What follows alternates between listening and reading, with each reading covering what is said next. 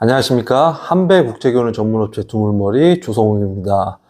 오늘 주제는 이 베트남의 신부 서류가 왔는데 파혼을 생각하고 있습니다 라고 해가지고 이제 구독자분께서 자기가 이제 피해를 입은 사례를 저한테 이제 상담을 해주셨어요.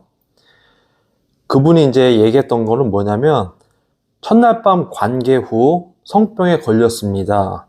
그러니까 이제 그 성병에 걸린 그 증상이 뭐냐면 인유두종 바이러스라고 해서 성접촉을 통해 50%가 감염이 되고 성교 후 2, 3개월 후 오돌도돌한 구진 혹은 겹겹의 꽃 양배추 모양의 구진 증상이 나타나는 현상입니다.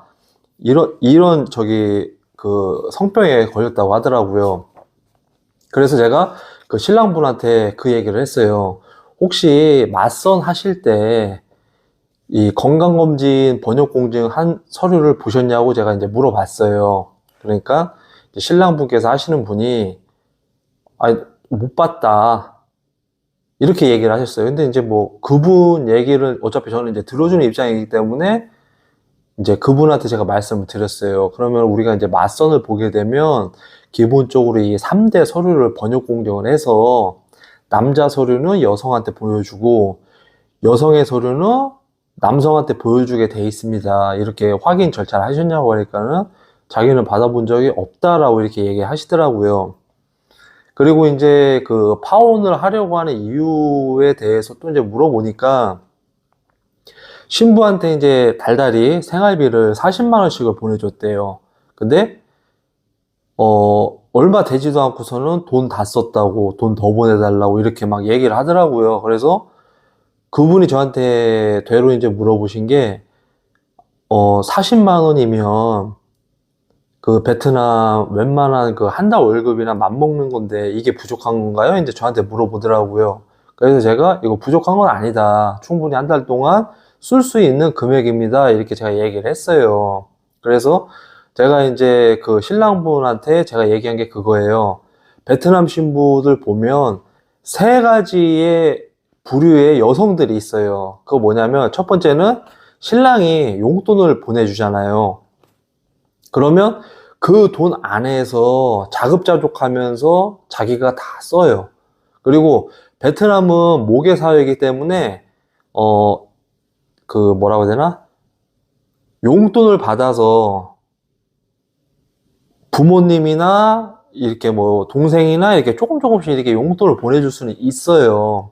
근데 그 돈을 받은 걸 가지고 뭐 부모님 용돈 드리고 뭐 동생 용돈 주고 돈 떨었다고 그래서 신랑한테 부담을 주거나 그러진 않아요. 그런 여성들은 좋은 여성이라고 보시면 돼요. 그리고 이제 두 번째, 이제 처갓집 상황이 뭐 직업이 막 있고 해서 뭐 생활비를 이렇게 벌고 경제적 활동을 하고 하면 문제되는 게 없지만 또 처갓집 부모님들이 이제 나이가 있고 뭐 몸이 좀 불편하고 하면 생활이 좀 안 되는 경우가 있어요. 그러면 신부가 신랑한테 용돈을 받으면 거기서 이제 일부를 이제 부모님한테 용돈을 드려요. 그리고 이제 본인이 이제 용돈이 좀 부족하다고 생각을 하게 되면 나 또 남편이 오해를 할 수가 있잖아요. 그래서 얘기를 해요. 이만저만 해서 내가 부모님 용돈을 이렇게 드리고 있고 그리고 이제 내가 학교 수업이 끝나면은 아르바이트를 좀 해야 되겠습니다. 괜찮겠어요? 이렇게 이제 물어보는 경향이 있어요. 이런 두 번째 여성들. 그러면은 이 여성들도 신랑한테 부담을 안 주기 때문에 나쁜 여성이라고 생각하시면 안 돼요. 그러면은 세 번째 여성, 이런 여성은 거르는 게 답인 거예요. 이 세 번째 여성은 말 그대로 내가 돈 떨어졌어. 그 돈들이 당연히 뭐 자기 부모님한테도 갔을 거고 뭐 아니면 뭐 본인이 사고 싶은 뭐 고가의 뭐 물건을 샀다든지 씀씀이가 예쁘다든지 그거를 이제 네가 내 남편이니까 나한테 내가 요구하는 대로 들어줘야 된다 이렇게 생각하는 여자가 있어요. 그러면은 그런 여자는 이렇게 거르는 게 답이에요. 그리고 이제 이 신랑분께서 친구들이 있으면 같이 만나서 밥을 먹자고 신부한테 이제 이런 권유를 하니까 신부가 하는 말이 지금 친구들이 바빠서 못 온다. 이렇게 얘기를 하더라고요. 그래서 제가 유튜브에도 전에 얘기했듯이 본인이 괜찮은 사람이고 이 사회 관계를 잘 했고 교우 관계를 잘 하게 되면 뭐 한두 명의 친구들은 있지 않겠어요? 그쵸? 근데 없다. 그러면은 이 친구가 이 세상을 잘못 살아온 거죠.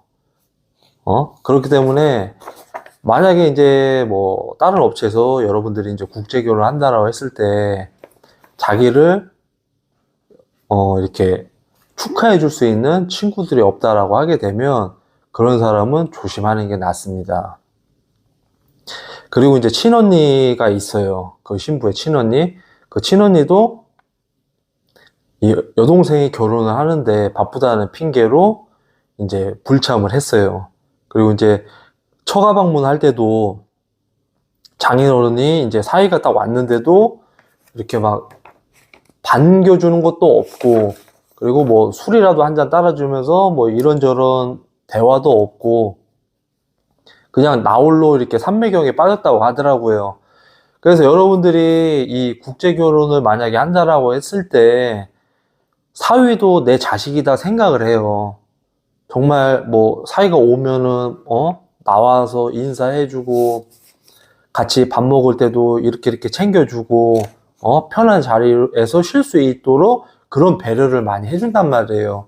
근데 그런 대우를 만약에 여러분이 받지를 못했다고 하면은 그거는 이 부모와 자식의 사이가 그렇게 썩 좋은 것도 아니고 관심이 아예 없다라는 거예요. 뭐 그런 부모들도 있겠지만, 근데 만약에 신부가 나한테 정말 지극정성을 잘한다라고 하면 우리가 뭐 부모 보고 결혼한 건 아니니까 이런 부분은 잘 생각을 하시고 판단을 하시고 결정을 하시는 게 여러분들한테는 도움이 됩니다. 그리고 이제 신부하고 이제 대화를 하면서 느끼는 거지만, 뭐 신부가 이 신랑에 대해서 안 좋은 부분을 이제 친구들하고 공유를 많이 했다고 하더라고요. 그리고 남편에 대한 이제 불만과 불신, 이런 것들이 약간 이제 공격적인 성향으로 이렇게 서로 대화가 오고 가고 하다 보니까 신랑분이 그런 얘기를 했어요. 너는 나하고 결혼을 하는 목적이 나랑 같이 살면서 행복하게 살려고 하는 게 아니라 너는 외국인 등록증 받고 한국에서 일을 하려고 너는 온 사람이다. 내 말이 맞지? 이렇게 얘기를 하니까는 말을 못 하더라고 이렇게 얘기를 하시더라고요. 그러니까 이제 본인도 움찔했겠죠. 그래서 여러분들이 뭐 첫날밤 보내고 데이트하고 좋은 감정을 만들어 나가는 이런 과정이 뭐 한 달 지나고 두 달 지나고 세 달 지나고 네 달 지나고 했을 때 별 문제가 없다라고 이렇게 한다라고 하면 그분하고 결혼을 하는 데 있어서 문제될 게 하나도 없어요. 근데 얼마 지나지도 않는데 이런 문제들이 막 탁탁탁 터져. 그러면은 이 상식선에서 생각하시면 돼요. 상식선에서 이거는 내가 뭐 충분히 내가 커버해 줄 수가 있어 라고 하면 넘어가면 되지만, 이 선을 넘어서 남자한테 부담이 너무 많이 간다라고 하게 되면 잘 생각하세요. 시작부터 삐끄덕거리면은 결혼 생활이 그렇게 평탄하지가 않습니다. 그리고 이제 담당 업체 대표한테 이런 상황에 대해서 얘기를 했어요. 내가 성병에 걸렸고, 자궁경부암 바이러스가 나한테 있다. 이 부분에서 어떻게 설명을 할 거냐. 지금 신부를 통해서 내가 성병을 옮았다 이렇게 얘기를 하니까, 저 같았으면은 이런 부분이 있으면 이 신부의 건강검진 내역이 있을 거 아니에요. 왜냐면 이제 피검사 하게 되면은 뭐 성병이 있는지 없는지 다 나와요. 혈압이 있는지 뭐 당뇨가 있는지 이런 모든 게 다 수치가 다 나오기 때문에 서류를 보여주면 되는 거예요. 번역 공증한 서류를 보여주면 되는데, 이 남자는 차일피일 미루면서 올 4월 달쯤에 그럼 내가 베트남 가가지고 알아보겠다. 이렇게 이제 무책임한 이런 언행을 이제 신랑분한테 하다 보니까 지금 이 신랑 입장에서는 답답한 거죠. 뭐 대책 마련도 없고 기다려라만 하고 있고, 그리고 솔직한 얘기로 요즘에 핸드폰이 너무나 발달이 잘 됐잖아요. 그러면은 현지 통역사, 현지 신부, 나, 신랑 해가지고서는 3자 영상통화해서 어떤 부분이 뭐가 문제가 있는지에 대해서 발빠르게 서로 안내를 해줘야 될 거 아니에요. 그래야지 신랑이 불안한 마음이 해소가 될 수 있잖아요. 그러면 누구의 잘못이라는 게 딱 나오는데, 그거를 본인이 지금 한국에 나와 있으니까 내가 베트남 가가지고서는 얘기를 하겠다. 이게 말이 안 되거든요. 우리 같은 경우 뭐 예를 들어서 뭐 신부한테 뭐 이런 일이 생겼다. 이런 일이 있을 수는 없죠. 왜? 우리는 어차피 그 첫날 밤 보내기 전에 서로의 그 서류를 다 보여주거든요. 문제되는 거 없다. 이렇게. 근데 만약에 이제 관계 후에 그런 일이 만 벌어져서 보여주지 않은 상태에서 그러면 회사에서 모든 걸 다 책임을 져야 되는 거예요. 다시 속에서부터 결혼식서부터 재진행을 업체에서 다 해줘야 되는 거 아니냐 이 말이죠. 왜? 서로 건강검진이 제대로 됐는지 안 됐는지 확인도 안 해줬을 뿐더러 이 남자 여자가 범죄가 있는지 없는지 그 서류도 안 보여줬고 이 사람이 미혼인지 재혼인지 이런 서류도 서로가 정보 공유를 안 했다고 하게 되면은 이건 업체 과실이 맞는 거거든요. 자, 그리고 대표하고 이제 그 메시지를 이제 주고받으면은 그 대표가 입에 담지 못할 이런 폭언과 그리고 신부를 두둔하면서 신부한테 이 정도 용돈을 용돈 주는 게 그렇게 아깝냐? 약간 꼼을 주면서 이렇게 얘기했다고 하더라고요. 근데 40만 원이라는 돈이 작으면 작고 크면 큰 돈이에요. 근데 정말 내가 내 신부한테 이렇게 용돈을 줬을 때 신부가 그 40만 원 돈을 알차게 쓰고 그리고 뻔히 자기 엄마가 일도 못하는 상황이고 몸이 좀 불편하고 해서 용돈을 주는 거를 신랑도 알아. 근데 장모님도 정말 좋은 사람이고 신부도 정말 좋은 사람이면은 그 내가 돈 더 줄 수도 있는 거예요. 근데 이런 상황이 너무 못 믿게 이루어지다 보니까 불신밖에 안 하는 거거든요. 내가 돈 주면 그냥 다 쓰고 돈 주세요 하면은 어떤 신랑이 좋아하겠냐 이 말이에요. 그리고 신랑에 대해서 좋은 소리를 하는 것도 아니고 나쁜 소리를 자기네 그 신부들 그리고 뭐 친구들한테도 이렇게 나쁜 소리를 하는데 그러면 누가 기분 좋아서 용돈을 더 주겠냐 이 말이지. 안 주지. 그리고 이제 신부하고 결혼을 한 지 한 4개월이 됐어요. 4개월이 됐는데 결혼식 앨범 있잖아요. 결혼식 앨범을 4개월 만에 본인이 바쁘다는 핑계로 받았다고 하더라고요. 그것도 이제 신랑이 앨범 언제 주냐를 몇 번 얘기를 해서 받았다고 하더라고요. 근데 여러분들 알아야 되는 거는 그거예요. 저도 제가 국제결혼 업체를 운영을 하지만 신랑이 이제 결혼을 하고 그리고 뭐 신혼여행을 갔다 오고 하면은 그날 아니면 그 다음날 우리가 이제 결혼 앨범을 바로바로 해서 신랑한테 이 앨범을 드려요. 근데 4개월씩이나 이렇게 밀렸다라고 하게 되면 그거는 일적으로 프로페셔널하지 못한 거죠.